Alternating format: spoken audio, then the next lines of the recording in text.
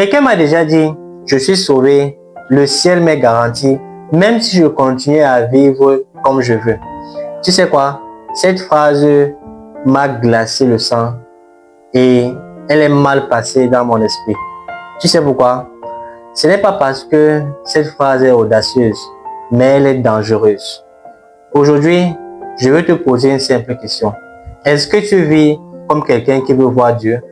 Reste jusqu'à la fin de cette vidéo parce que nous allons parler du salut et je te promets que tu ne verras plus jamais le salut de la même manière. Beaucoup pensent que le salut, tu fais une petite prière, tu pleures et c'est bon. Mais regarde autour de toi, des personnes qui sont sauvées, mais qui vivent comme s'ils n'avaient jamais reçu Jésus.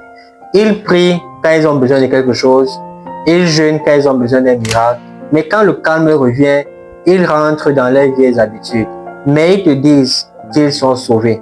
Le salut, ce n'est pas quelque chose qu'on accepte une seule fois. Le salut, c'est un processus, c'est marcher dans la sanctification. Je vais être honnête avec toi. Le plus grand piège du diable contre les chrétiens, ce n'est pas te pousser à régner Dieu, mais c'est de te pousser à croire que tu es sauvé alors que tu es spirituellement mort. C'est ça le drame. Tu vas me dire que Dieu me comprend, mais tu continues à t'enfoncer à faire des choses qui ne le glorifient pas, à vivre dans le compromis. Tu vas me dire que Dieu voit le cœur alors que tu ne lui as jamais vraiment donné ta vie. Mais c'est Dieu qui voit le cœur, il voit également quand ton cœur s'est déjà éloigné de lui depuis longtemps. Ce n'est pas moi qui te juge, mais c'est ta conscience qui te parle. Pose-toi les vraies questions aujourd'hui. Est-ce que je vis réellement pour Christ ou pour moi-même? Est-ce que je lui confie ma vie tous les jours ou simplement le dimanche matin? C'est très important de savoir ça. J'ai vu des gens prêcher avec puissance, mais tomber dans le péché et y rester. J'ai vu des choristes chanter à l'église avec puissance, la grâce de Dieu descendait, mais qui se retournent à flirter avec le monde quand les lumières sont éteintes. Est-ce que tu crois que Dieu ferme les yeux parce que tu as un jour pleuré à l'église? Frères et sœurs, le salut, ce n'est pas un chèque en blanc pour pécher. Le salut, c'est une invitation à mourir en toi-même chaque jour. La Bible dit en ce qui concerne le salut, c'est Jésus qui parle. Celui qui persévérera jusqu'à la fin sera sauvé. Tu vois que tu peux bien commencer, mais finir par tout perdre si tu abandonnes en chemin. Le plus important, ce n'est pas de commencer, mais le plus important, c'est d'atteindre la finalité, atteindre ce salut qui est au bout du chemin.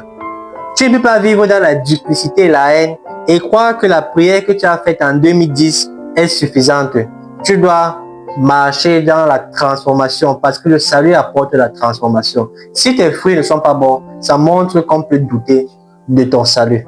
Tu veux savoir si tu es réellement chrétien? Regarde ton fruit. La Bible dit que vous les reconnaîtrez par leurs fruits.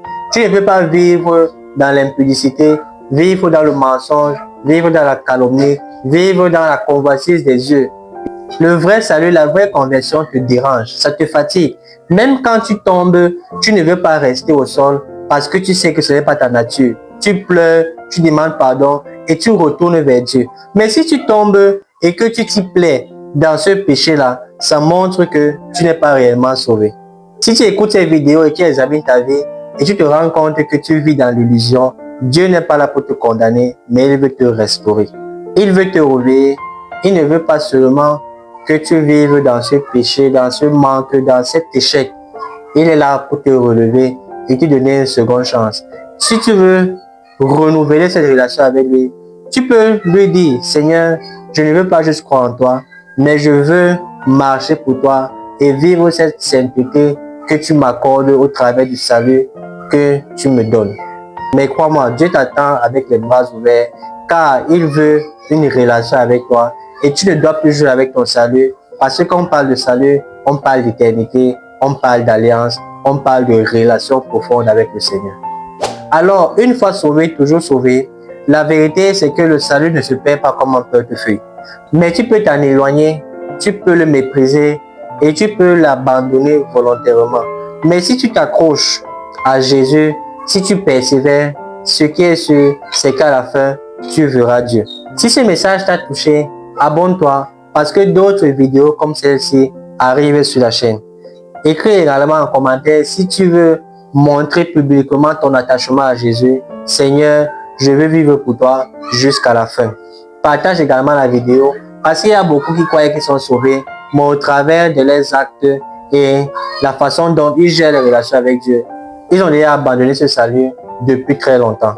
On se dit à très vite pour une autre vidéo où je vais parler des sujets qui vont continuer à guérir ton âme et te rapprocher vers Dieu. Je te dis à très vite, prends bien soin de toi et la paix sur toi.